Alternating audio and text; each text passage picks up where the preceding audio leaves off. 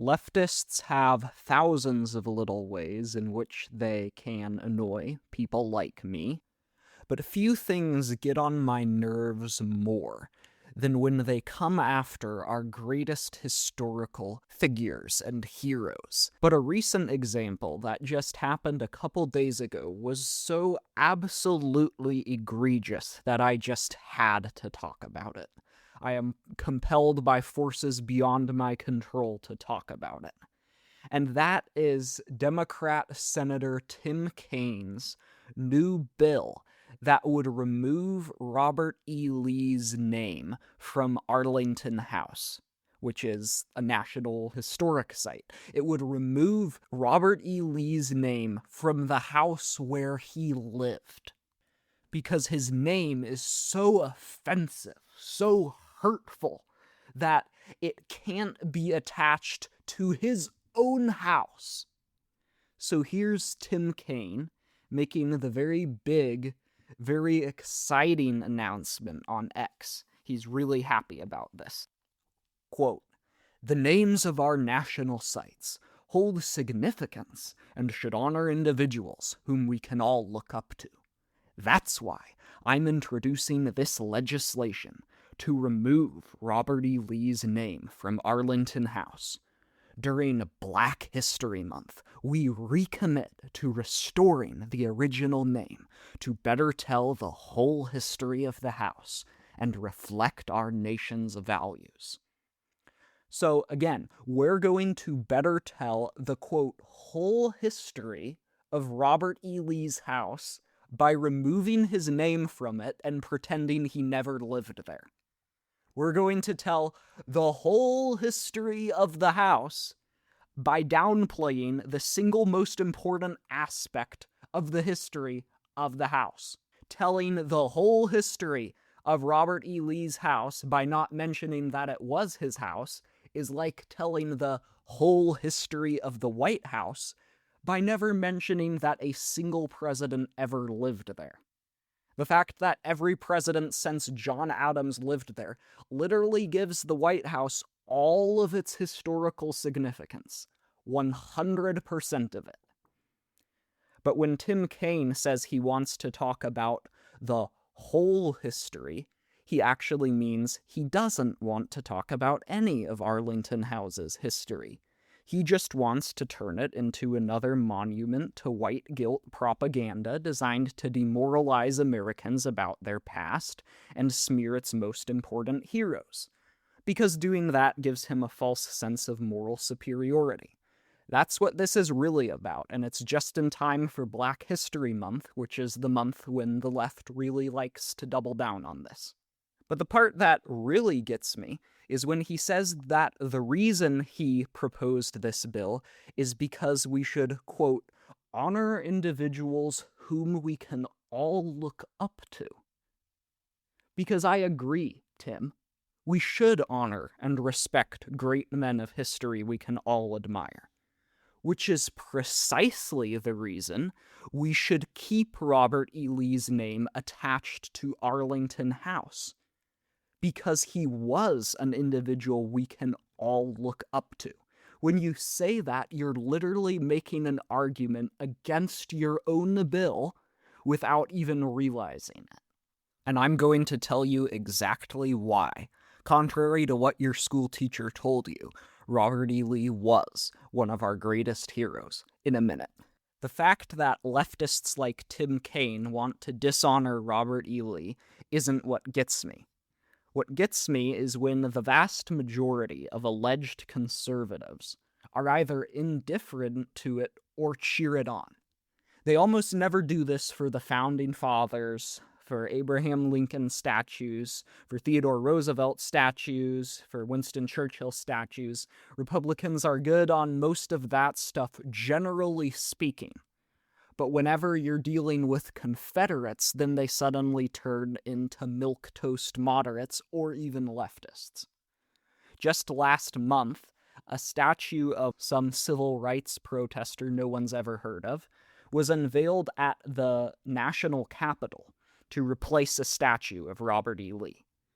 And in addition to Hakeem Jeffries and a bunch of leftists being there, we had Republican Speaker Mike Johnson and Glenn Youngkin, the Republican governor of Virginia, or at least he was a month ago, smiling and making speeches about what a powerful moment it was. And let me remind you, both of these men are alleged conservatives. And they're both Southerners, too. Mike Johnson is from Louisiana, and Youngkin was the governor of Robert E. Lee's home state. And yet they stand side by side with anti-American leftists humiliating themselves, humiliating their voters, and bringing shame upon their country by supporting the left's war on America's heroes. And meanwhile, we had hordes of Republicans commenting online, cheering it on, saying, the Democrats were the Confederates, the Democrats were the racists, we Republicans beat the South. We beat you Democrats last time you tried to resist federal law. I've seen people claim that Robert E. Lee and Stonewall Jackson and Jefferson Davis were leftists, and Abraham Lincoln was some heroic pillar of conservative principles who went on a great moral crusade against those evil Democrats to abolish slavery. I mention this because it reveals the underlying problem of all this. This reveals the reason that Republicans go along with this stuff so easily. We have all been propagandized into believing a completely baseless, cartoonish narrative about the Civil War. And it's so bad that many of us have genuinely convinced ourselves that Stonewall Jackson would support the party of DEI and transing kids and abortion if he were still alive today. The Democrats are perfectly fine with letting us believe that narrative. Not only is it hilarious to them to watch us humiliating ourselves like this, it gets millions of Republicans to support their agenda, to support things like Tim Kaine's new bill. Which is why it's time for us conservatives to have an uncomfortable conversation, as the saying goes, about the Civil War, because everything you know about it is wrong. First off, the South had every constitutional and legal right to secede, and they did so peacefully.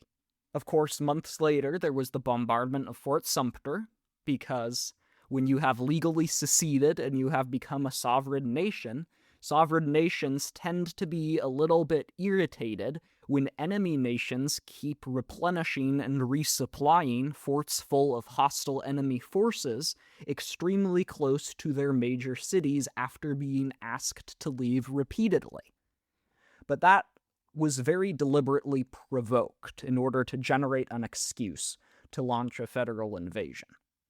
The point is that this wasn't a rebellion, this wasn't a revolution, this wasn't illegal, this wasn't even dissolving the Union, quote unquote. The Union still existed for all the states that wanted to stay in it. The South's decision to secede didn't dissolve the Union in the North or threaten it in any way. I won't give you the whole speech about states' rights I gave last time. Go listen to the first section of my last episode if you want to hear about that and other interesting things explained in depth. For the purposes of today's episode, all you need to know is that the states had always understood themselves to have the right to secede, and the founders set up the Constitution that way. With that aside, let's get to the beef of it. Let's get to the main point. Slavery was not the cause of the war. Oh, shocking, lost cause mythologist, neo-Confederate, racist.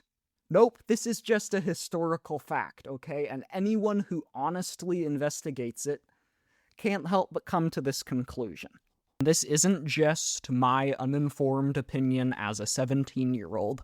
There are tons of great historians who have written great in-depth books on this topic, like DiLorenzo's The Real Lincoln, which really goes into depth about how tyrannical he was and all the atrocious things he did and how he actually didn't start the war to abolish slavery. The Politically Incorrect Guide to the Civil War by H.W. Crocker III. That's also a great book, very fast-paced, very full of information for you to absorb very quickly. Tom Wood's Politically Incorrect Guide to American History. Great overview, has great stuff on the Civil War.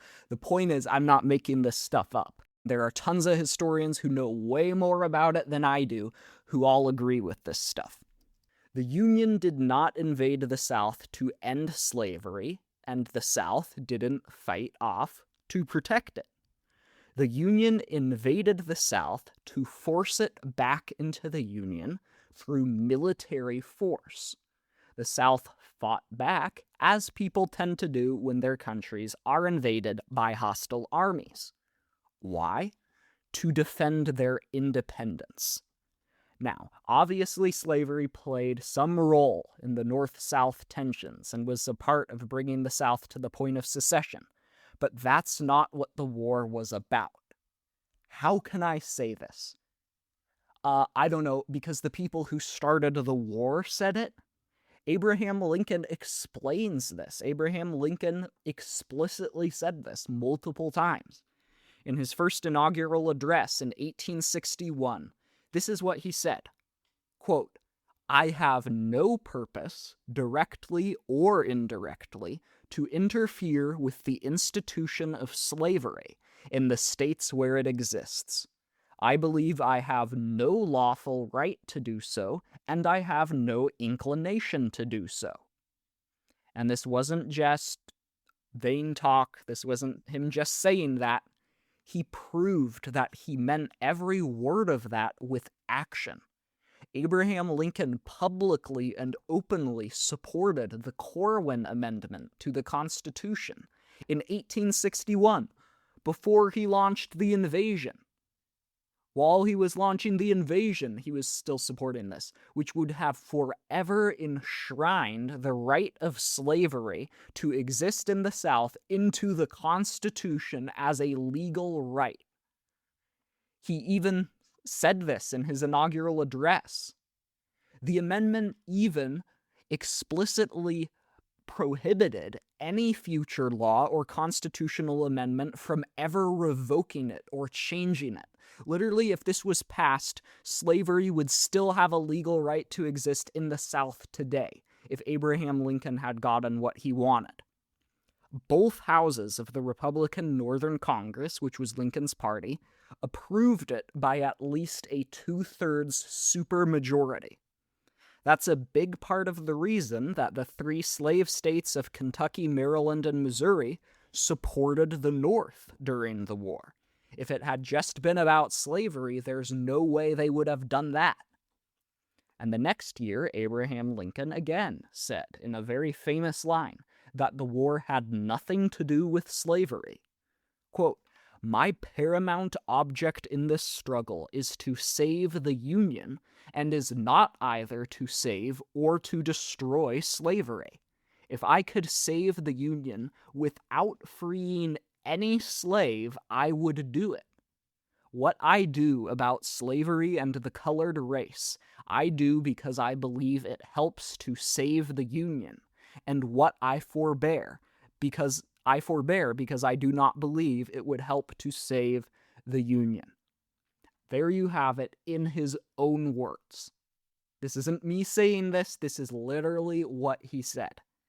And as if this wasn't enough, Abraham Lincoln was also a vocal and lifelong supporter of the Colonization Society, which advocated deporting black people to Africa in order to achieve a more racially homogeneous nation. So don't be calling me some white nationalist racist. Call Abraham Lincoln that. And while Lincoln was busy throwing his weight behind an amendment to guarantee slavery's indefinite perpetuation and secure its future existence forever in the South, the Confederate president, Jefferson Davis, didn't even mention slavery once in his first inaugural address. Instead, he said, secession was about preserving the decentralized constitutional order the founders had created and protecting the rights of the states to their own self-government. 3 months later, when the war officially began in April, he repeated this in a speech to the Confederate Congress. Here, notice what he says is the only thing that the South asks. Quote, "We seek no conquest, no aggrandizement, no concession of any kind from the states with which we were lately confederated. All we ask is to be let alone, that those who never held power over us shall not now attempt our subjugation by arms."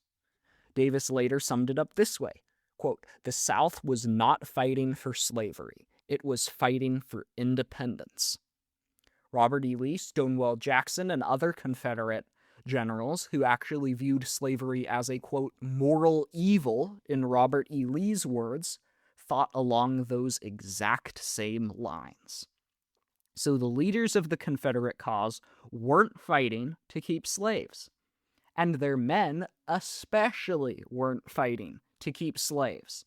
At minimum, 80% of Confederates did not own slaves. 80% of the guys who fought on the Confederate side of the war, no slaves. And that number is probably closer to 90%. 80% is the bare minimum. These poor farmers, wandering around without shoes, without uniforms, without money, were fighting for anything but the elite slave-holding class, whom they quite often resented. They were fighting, as they saw it, for freedom. They were defending their country's rights and territory against an invasion. It wasn't until 1863 that the Emancipation Proclamation was released, and even this had no legal effect. It only declared slaves, quote, "free" in the territory the Union did not yet control, which means the slaves were free that the Union couldn't free. So if you were a slave in parts of the South the Union had already conquered, too bad for you. You were conquered by the Union, so you weren't going to be freed. But if you were a slave in parts of the South the Union hadn't already conquered, also too bad for you. The Union didn't control your territory yet, which means it didn't free you either. Which meant this proclamation that allegedly abolished slavery didn't free a single slave. It didn't do that when it was released. Its ultimate political purpose was to gain sympathy from European countries and to try to reframe the war as a moral crusade, which it clearly wasn't. It was not that. It was a marketing thing. It was a way to get everyone to feel better about what they were doing. Slavery wasn't actually abolished until the 13th Amendment in 1865, which happened after the war was over, after Abraham Lincoln was dead, and when Andrew Johnson, a Democrat, was president. In short, the North didn't invade to abolish slavery, and the South didn't fight back to protect it. This idea that this was a black and white, if you'll excuse the expression, good versus evil moral crusade led by visionary abolitionists against evil, whip-cracking slave drivers is totally baseless. But even if it was about slavery, and only about slavery, what the North did would still be morally questionable at absolute best. And that's not because slavery was morally justified. Clearly it wasn't. I'm not saying that. It's for entirely different reasons. And to understand that, let's do a thought experiment. Imagine that all the Democrat states seceded from the Union because they wanted to keep killing unborn children and felt some hypothetical Republican president threatened that practice, threatened abortion. Abortion, obviously, is a grave moral evil like slavery was, except it's worse because it kills innocent people. In that situation, would you or anyone else in his right mind say, "All right, Democrats, all right, liberal Aunt Gertrude, who I debated at Thanksgiving, We're going to send the U.S. Army into your territory. We're going to fight massive battles that will kill tons of people. We're going to burn down your houses, plunder all your food and riches, and ravage all your cities. We will bomb and we will shell your civilian populations. We will prevent food and aid from reaching them. We will carve a path of destruction all the way across your country. We will wage war with our own family members. We're going to keep killing you by the hundreds of thousands until we inflict such unbearable losses on you that you're forced to rejoin the Union. Until you surrender and submit to our president, we will keep killing your people for however long it takes, and we will not let up one bit. Would any sane person suggest that we respond that way? Of course not. I'm a pro-life absolutist. I want to abolish all abortion everywhere, period, with no exceptions. I think all that, but I would never dream of shedding this much blood and causing so much suffering in a million years, and neither would you. If we would think it was wrong to do that to snuff out the greatest evil of the modern world, why would it be justified to do that in 1861, to snuff out a lesser evil? Because as vivid and terrifying as that idea is, this is exactly what Grant and Sheridan, and especially William Sherman, did. Lee had nothing to gain and everything to lose when he took command of his army in 1861. He freely left a life of wealth and luxury behind to lead a rugged band of barefoot farmers against all the might of the federal military. He then brilliantly commanded that army for years, winning battle after battle, against all odds, often hopelessly outnumbered. And even when the Confederacy was collapsing, even when his army was disintegrating before his very eyes, even when all hope was lost, he fought on to the end like a man, because that's what heroes do. And his men fought on to the end right there beside him, because that's what heroes inspire others to do. You couldn't do that. I couldn't do that. Tim Kaine certainly couldn't do that. But Robert E. Lee could, because he was a great and extraordinary man. I make no apology and no reservations about admiring Lee, and neither should anyone else. Lee didn't do this to defend slavery any more than Abraham Lincoln illegally invaded his home state to end it. He did this to defend his country, Virginia. That doesn't make him a traitor. That makes him a hero and a patriot. And like his wife's grandfather, George Washington, he did him proud. All of this to say, Tim Kaine, Robert E. Lee did not fight for slavery. He wasn't a villain, he was one of our history's greatest heroes. And the fact that Lee lost the war doesn't make his achievement less heroic, but more. He put everything on the line, and he lost everything. But the greatest sacrifices are not lessened by defeat. Defeat is what makes them the greatest sacrifices. Republican politicians can hold hands with leftists on this issue. Mike Johnson and Glenn Youngkin can pretend some random librarian was greater and more important than Lee, and Tim Kaine, tweeting about his bill from the comfort of his air-conditioned office in Washington, D.C., can scoff at and malign and denigrate Lee all he wants. He can take pleasure slandering America's greatest heroes if that makes him feel better about himself, or morally superior, or is a fun way to celebrate Black History Month. He'll never know what greatness is. He'll certainly never know what sacrifice is. None of these people will. Robert E. Lee made an eternal mark on history. Tim Kaine made his mark on a couple of random bills no one's ever heard of or cares about. Robert E. Lee made some of the greatest accomplishments of any American to ever live. Tim Kaine's greatest accomplishment is scamming enough voters into electing and re-electing him senator. Robert E. Lee made great sacrifices. Tim Kaine typed up a bill denigrating great sacrifices. Centuries after Lee's death, millions of people still admire him, and centuries from now they still will. There's nothing Tim Kaine, or anyone else, can ever do to change that. But when Tim Kaine dies, like we all must, no one will even remember he existed. Nor should they. He's just one old man in a massive horde of virtue-signaling leftist politicians.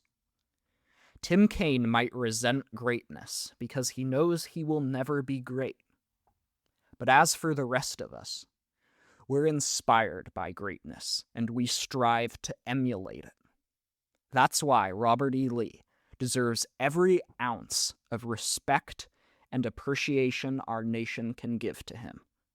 Not only for the great man he was, but for the great man he can inspire us all to become. Thanks for listening to this episode of The Conservative Rebel. I've officially been doing this for a year, and I plan to keep going into the future.